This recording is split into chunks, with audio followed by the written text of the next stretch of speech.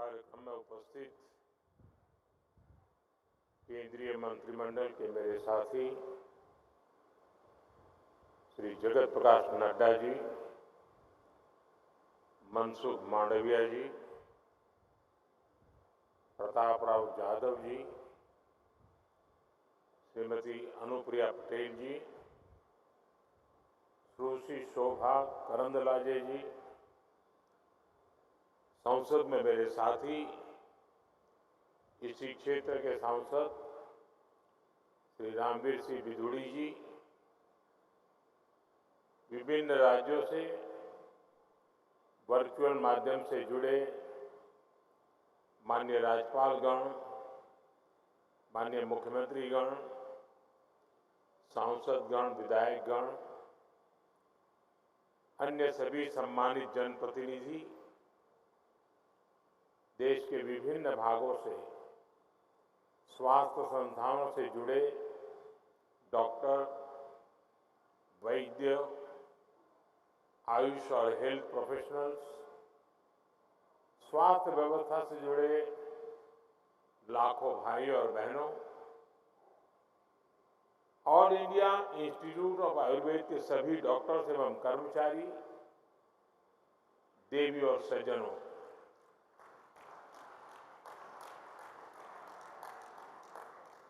आज पूरा देश धनतेरस और भगवान धन्वंतरी की जयंती का पर्व मना रहा है। मैं आप सबको धनतेरस और धन्वंतरी जयंती की बधाई देता हूं।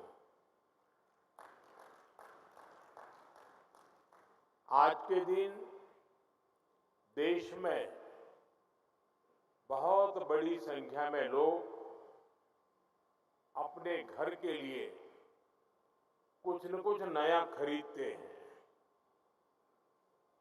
मैं विशेष रूप से देश के व्यापारी साथियों को भी शुभकामनाएं देता हूं। आप सभी को भी दीपावली की भी अग्रिम शुभकामनाएं।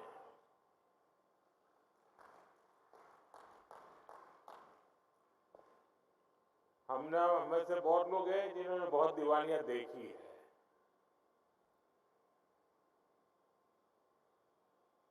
लेकिन दिवालियां भले देखी हो, ये दिवाली ऐतिहासिक है। आपको लगेगा कि भाई इतनी दिवाली देख करके तो बाल सफेद हो गए और मोदी जी ये ऐतिहासिक दिवाली कहां से लाए।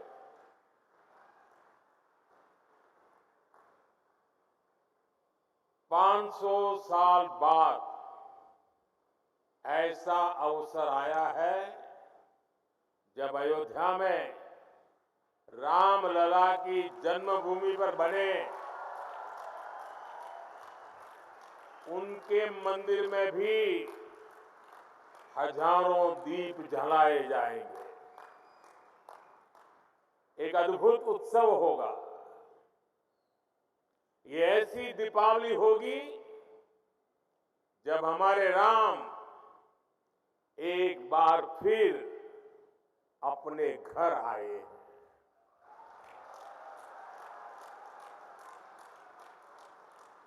और इस बार ये प्रतीक्षा 14 वर्ष के बाद नहीं, 500 वर्षों के बाद पूरी हो रही है।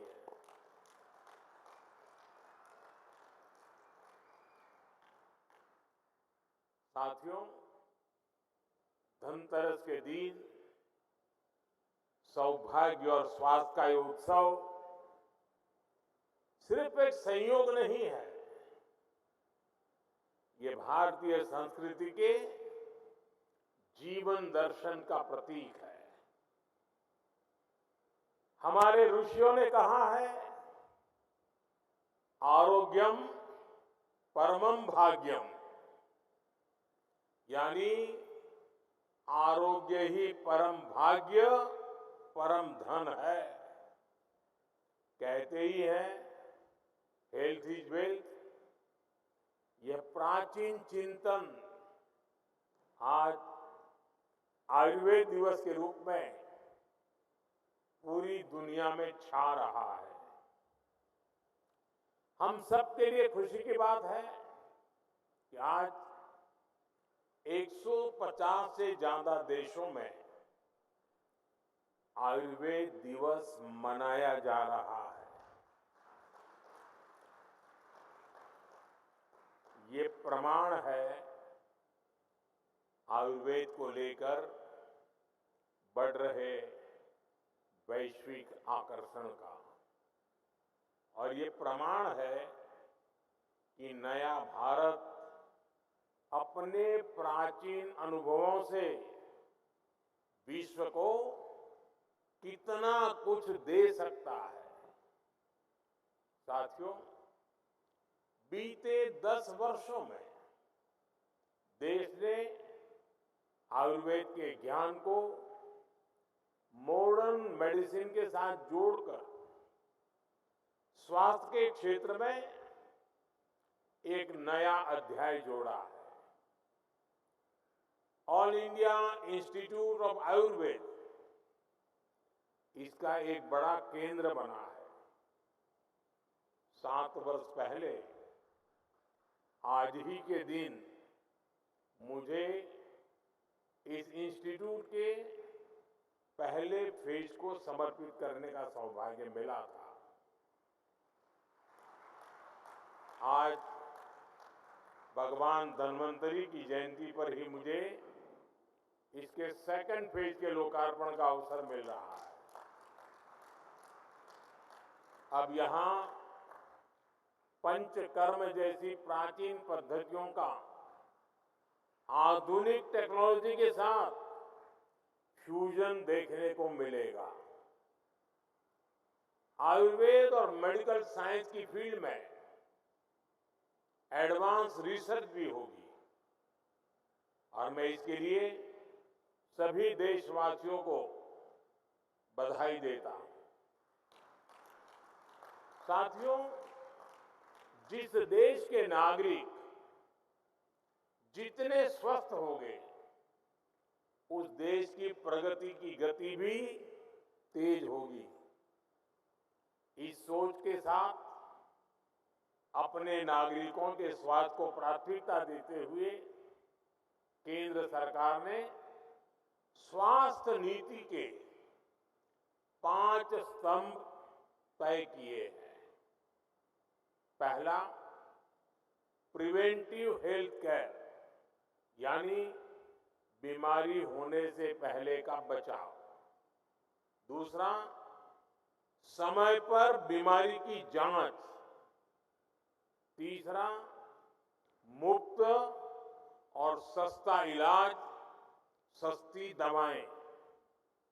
चौथा, छोटे शहरों में अच्छा इलाज, डॉक्टरों की कमी दूर करना। और पांचवा, स्वास्थ्य सेवा में टेक्नोलॉजी का विस्तार। भारत अब हेल्थ सेक्टर को होलिस्टिक हेल्थ केयर की नजर से देखता है। आज इस कार्यक्रम में इन 5 स्तंभों की मजबूत झलक दिखाई देती है। अब यहां लगभग 13,000 करोड़ रुपए की परियोजनाओं का उद्घाटन और शिलान्यास हुआ है। आयुष स्वास्थ्य योजना के तहत 4 सेंटर ऑफ एक्सीलेंस, ड्रोन के जरिए स्वास्थ्य सेवाओं का विस्तार, एम्स ऋषिकेश में हेलीकॉप्टर सर्विस, एम्स दिल्ली और एम्स बिलासपुर में नया इंफ्रास्ट्रक्चर, देश के 5 अन्य एम्स में सेवाओं का विस्तार, मेडिकल कॉलेजों की शुरुआत, नर्सिंग कॉलेजों का भूमि पूजन। देश में स्वास्थ्य सेवाओं के कायाकल्प से जुड़े ऐसे अनेकों काम आज हुए हैं। मुझे खुशी है, इनमें से कई अस्पताल हमारे श्रमिक भाई बहनों के इलाज के लिए बनाए गए हैं। ये अस्पताल हमारे श्रमिक वर्ग की सेवा के केंद्र बनेंगे। आज जिन फार्मा यूनिट्स का लोकार्पण हुआ है, उनसे देश में ही एडवांस मेडिसिन के साथ हाई क्वालिटी स्टेंट्स और इम्प्लांट्स भी बनेंगे। ये यूनिट फार्मा सेक्टर में भारत की ग्रोथ को आगे बढ़ाएंगे। साथियों, हम में से अधिकतर लोग उस पृष्ठभूमि से आए हैं जहां बीमारी का मतलब होता है पूरे परिवार पर मानो बिजली गिर गई हो। गरीब के घर में कोई एक अगर गंभीर रूप से बीमार होता है तो उसका असर घर के हर सदस्य पर पड़ता है। एक समय था जब इलाज में लोगों को घर, जमीनें, गहने सब बिक जाते थे। गंभीर बीमारी के इलाज का खर्च सुनकर ही गरीब की आत्मा कांप जाती थी। बुजुर्ग मां सोचती थी कि अपना इलाज कराऊं या नाती पोते की पढ़ाई। बुजुर्ग पिता सोचता था अपना इलाज कराऊं या घर के खर्च देखूं। इसलिए गरीब परिवार के बड़े बुजुर्गों को बस एक ही रास्ता दिखाई देता था, चुपचाप तकलीफ सहो, दर्द बर्दाश्त करो, चुपचाप मृत्यु का इंतजार करो। पैसे की कमी की वजह से इलाज ना करा पाने की वो बेबसी, वो बेचारगी गरीब को तोड़कर रख देती थी। मैं अपने गरीब भाई बहनों को इस बेबसी में नहीं देख सकता था। इसलिए ही उस संवेदना में से, उस दर्द में से, उस पीड़ा में से मेरे देशवासियों के प्रति पूर्ण समर्पण भाव में से आयुष्मान भारत योजना ने जन्म लिया है।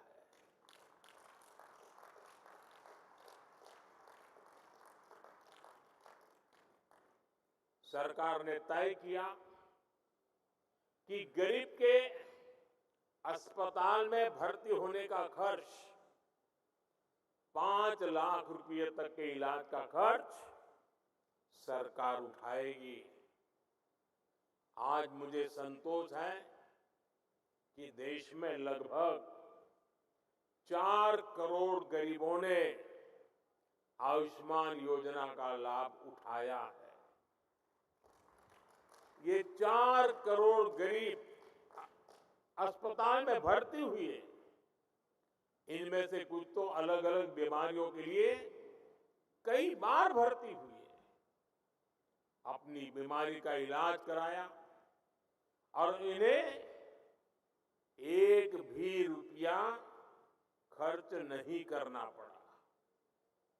अगर आयुष्मान योजना न होती तो इन गरीबों को करीब करीब 1.25 लाख करोड़ रुपए अपनी जेब से देने होते। मैं अक्सर देश के अलग अलग राज्यों में आयुष्मान योजना के लाभार्थियों से मिलता हूं, उनसे सुख दुख की बातें सुनता हूं, उनका अनुभव सुनता हूं।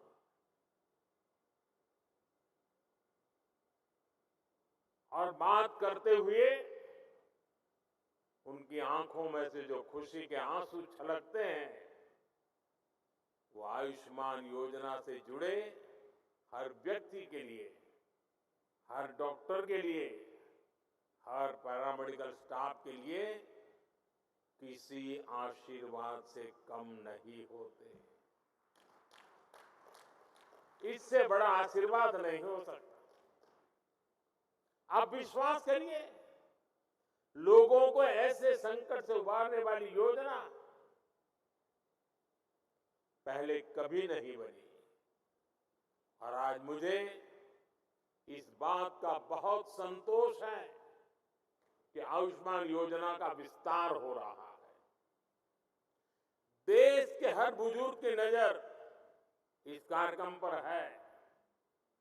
चुनाव के समय मैंने गारंटी दी थी कि तीसरे कार्यकाल में 70 वर्ष से ऊपर के सभी बुजुर्गों को आयुष्मान योजना के दायरे में लाया जाएगा।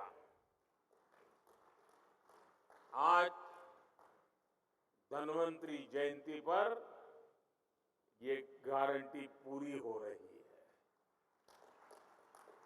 अब 70 वर्ष से अधिक उम्र के देश के हर बुजुर्ग को अस्पताल में मुफ्त इलाज मिलेगा।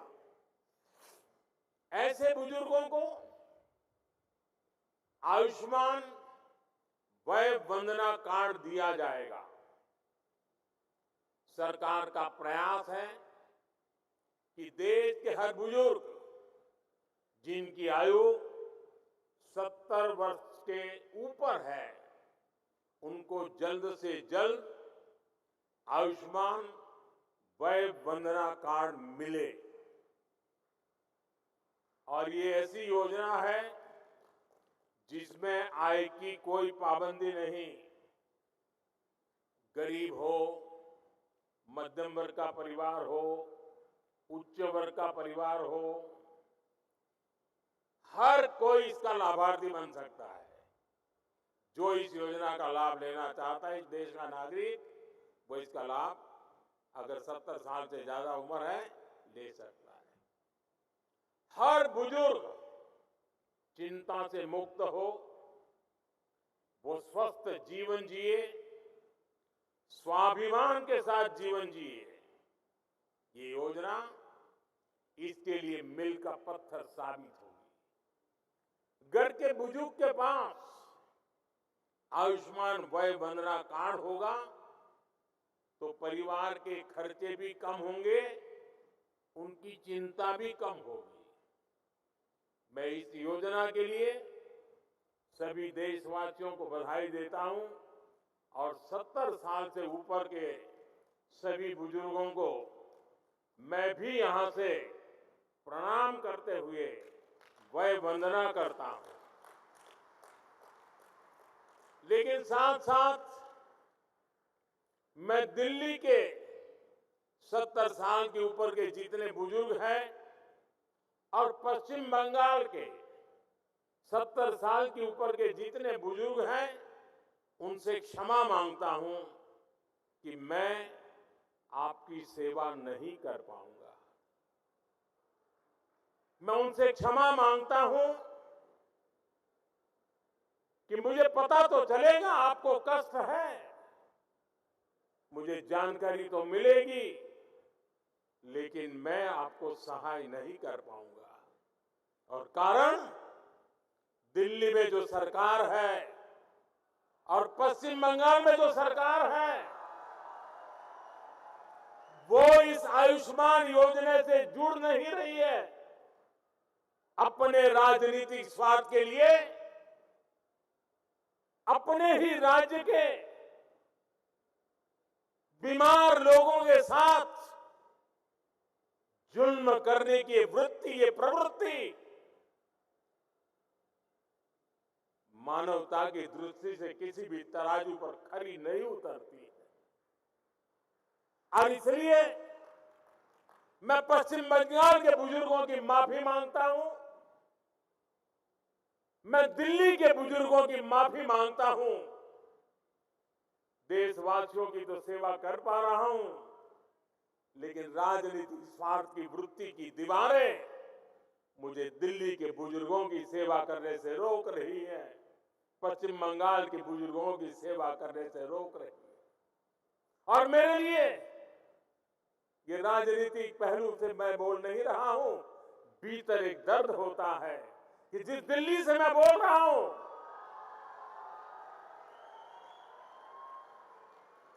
दिल्ली के भी बुजुर्ग मेरी बात सुनते होंगे।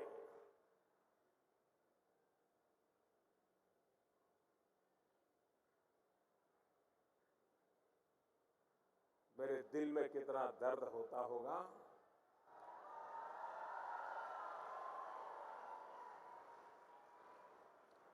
मैं शब्दों में बयान नहीं कर पाऊंगा।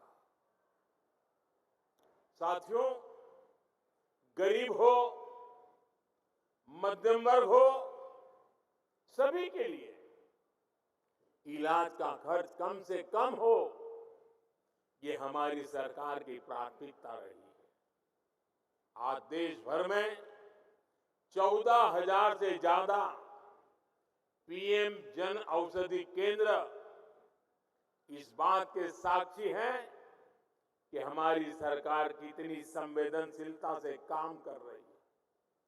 जन औषधि केंद्रों पर 80% डिस्काउंट पर दवाइयां मिलती है।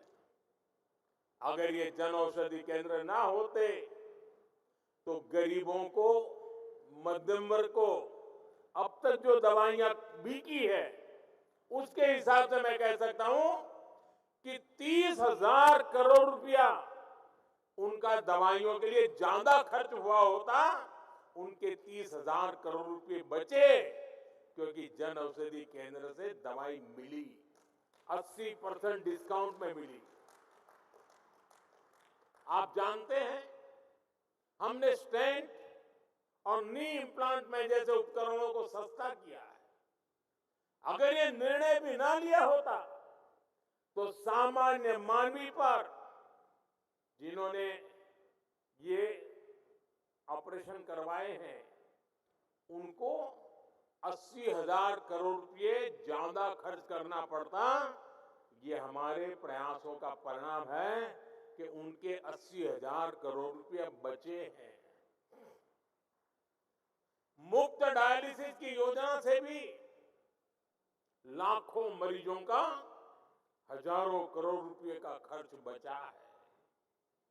हमारी सरकार जानलेवा बीमारियों से रोकथाम के लिए मिशन इंद्रधनुष अभियान चला रही है। इससे न सिर्फ गर्भवती महिलाओं की जिंदगी बच रही है, नवजात शिशुओं का जीवन बच रहा है, बल्कि वो गंभीर बीमारियों की चपेट में आने से भी बच रहे हैं। मैं अपने देश के गरीब और मध्यम वर्ग को महंगे इलाज के बोझ से बाहर निकाल कर ही रहूंगा और देश आज इसी दिशा में आगे बढ़ रहा है। साथियों, आप जानते हैं, बीमारी से होने वाली परेशानी और रिस्क को कम करने के लिए सबसे जरूरी होती है टाइमली डायग्नोसिस। अगर कोई बीमार होता है तो उसे जल्दी जांच की सुविधा मिले, जल्दी इलाज शुरू हो सके। इसके लिए देश भर में 2 लाख से ज्यादा आयुष्मान आरोग्य मंदिर खोले गए हैं। आज इन आरोग्य मंदिरों पर करोड़ों लोगों की कैंसर, ब्लड प्रेशर, डायबिटीज जैसी बीमारियों की आसानी से जांच हो पा रही है।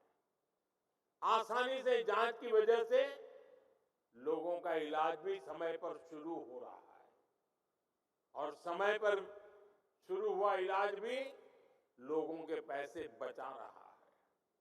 हमारी सरकार स्वास्थ्य के क्षेत्र में टेक्नोलॉजी का ज्यादा से ज्यादा इस्तेमाल करके भी देशवासियों के पैसे बचा रही है। ई संजीवनी योजना के तहत अब तक 30 करोड़ लोग, यह आंकड़ा छोटा नहीं है, 30 करोड़ लोग मान्य प्रतिष्ठित डॉक्टरों से ऑनलाइन परामर्श ले चुके हैं। डॉक्टरों से निशुल्क और सटीक परामर्श मिलने से भी उनके बहुत पैसे बचे हैं। आज हमने यू विन प्लेटफॉर्म भी लॉन्च किया है। इस प्लेटफॉर्म के साथ ही भारत के पास अपना एक टेक्नोलॉजिकली एडवांस इंटरफेस होगा। कोरोना के समय हमारे कोविन प्लेटफॉर्म की सफलता को पूरी दुनिया ने देखा है। पेमेंट सिस्टम में यूपीआई की सक्सेस भी आज एक ग्लोबल स्टोरी बन चुकी है। डिजिटल पब्लिक इंफ्रास्ट्रक्चर यानी डीपीआई के जरिए वही सफलता भारत अब हेल्थ सेक्टर में दोहरा रहा है। साथियों, हेल्थ सेक्टर में आजादी के 6-7 दशकों में जो काम नहीं हुआ वो बीते 10 वर्षों में हुआ है। बीते 10 साल में देश में रिकॉर्ड संख्या में नए एम्स और मेडिकल कॉलेज खोले गए हैं। आज इस कार्यक्रम में ही कर्नाटका, यूपी, एमपी और मध्य प्रदेश वहां कई हॉस्पिटलों का शिलान्यास हुआ है। कर्नाटका के नरसापुर और बोम्मा सांद्रा में, मध्य प्रदेश के पीथमपुर, आंध्र प्रदेश के अचितापुरम और हरियाणा के फरीदाबाद में नए मेडिकल कॉलेजों का शिलान्यास हुआ है। यूपी के मेरठ में नए ईएसआईसी हॉस्पिटल का काम भी शुरू हुआ है। इंदौर में भी अस्पताल का लोकार्पण हुआ है। अस्पतालों की बढ़ती हुई ये संख्या बताती है कि मेडिकल सीटें भी उतनी ही तेजी से बढ़ रही है। मैं चाहता हूं किसी गरीब बच्चे के उसका जो डॉक्टर बनने का सपना है वो सपना टूटना नहीं चाहिए। और मैं मानता हूं सरकार की सफलता उसमें भी है कि मेरे देश के किसी नौजवान का सपना टूटे नहीं। सपनों में भी अपना एक सामर्थ्य होता है। सपने भी कभी कभी प्रेरणा का कारण बन जाते हैं। मैं चाहता हूं किसी मध्यम वर्ग के बच्चे को मजबूरी में मेडिकल की पढ़ाई के लिए विदेश न जाना पड़े। इसलिए पिछले 10 साल से भारत में मेडिकल सीटें बढ़ाने का एक अभियान चल रहा है। बीते 10 साल में एमबीबीएस और एमडी की करीब कुल मिलाकर 1 लाख नई सीटें जोड़ी गई है। और मैंने इसी साल लाल किले से घोषणा की है कि आने वाले 5 वर्ष में हम मेडिकल लाइन में 75,000 नई सीटें और जोड़ेंगे। आप कल्पना कर सकते हैं गांव-गांव तक डॉक्टरों की पहुंच कितनी ज्यादा बढ़ने वाली है। साथियों, आज देश में 7.5 लाख से ज्यादा रजिस्टर्ड आयुष प्रैक्टिशनर हमारे यहां है। हमें ये संख्या भी और बढ़ानी है। इसके लिए भी देश में काम चल रहा है। आज दुनिया भारत को मेडिकल और वेलनेस टूरिज्म के एक बहुत बड़े सेंटर के रूप में भी देखती है। पूरी दुनिया से लोग योग, पंचकर्म और मेडिटेशन के लिए भारत आते हैं। आने वाले समय में ये संख्या और तेजी से बढ़ेगी। हमारे युवाओं को, हमारे आयुष प्रैक्टिशनर्स को इसके लिए तैयार होना होगा। Preventive cardiology, Ayurvedic orthopaedics, Ayurveda sports medicine और आयुर्वेद रिहैब सेंटर्स, ऐसी कितनी ही फील्ड्स में भारत ही नहीं बल्कि अलग देशों में भी आयुष प्रैक्टिशनर्स के लिए अपार अवसर बन रहे हैं। हमारे युवा इन अवसरों के जरिए न केवल खुद आगे बढ़ेंगे बल्कि मानवता की बहुत बड़ी सेवा भी करेंगे। साथियों, 21वीं सदी में विज्ञान ने मेडिसिन की फील्ड में अभूतपूर्व प्रगति की है। जिन बीमारियों को पहले असाध्य माना जाता था, आज उनके इलाज मौजूद है। दुनिया ट्रीटमेंट के साथ ही वेलनेस को महत्व दे रही है। और वेलनेस की बात होती है, जब आरोग्यता की बात होती है, तो इसमें भारत के पास हजारों वर्ष पुराना अनुभव है। आज समय है हम अपने इस प्राचीन ज्ञान को मॉडर्न साइंस के नजरिए से भी प्रमाणित करें। इसलिए मैं लगातार एविडेंस बेस्ड आयुर्वेद की बात कर रहा हूं। आयुर्वेद में पर्सनलाइज ट्रीटमेंट प्रोटोकॉल्स का इतना गंभीर ज्ञान है, लेकिन आधुनिक विज्ञान के नजरिए से इस दिशा में पहले ठोस कंक्लूसिव वर्क नहीं हुई। मुझे खुशी है कि आज इस दिशा में देश एक अहम अभियान लॉन्च कर रहा है। ये अभियान है प्रकृति परीक्षण अभियान। ये प्रकृति परीक्षण अभियान, क्योंकि हम देखते हैं कोई पेशेंट होगा, आयुर्वेद के कारण अच्छा हो गया, परिणाम दिखता है, प्रमाण अवेलेबल नहीं होता है। हमें परिणाम भी चाहिए, प्रमाण भी चाहिए, ताकि हमें दुनिया को दिखाना है कि हमारे पास विश्व के आरोग्य की जड़ी बूटी पड़ी हुई है। इस अभियान के तहत आयुर्वेद के सिद्धांतों पर हम हर व्यक्ति के लिए आइडियल लाइफस्टाइल डिजाइन कर सकते हैं। हम बीमारियों के आक्रमण से पहले ही उन लोगों के लिए रिस्क एनालिसिस कर सकते हैं। मैं मानता हूं इस दिशा में सकारात्मक प्रगति हमारे हेल्थ सेक्टर को पूरी तरह से रीडिफाइन कर सकती है।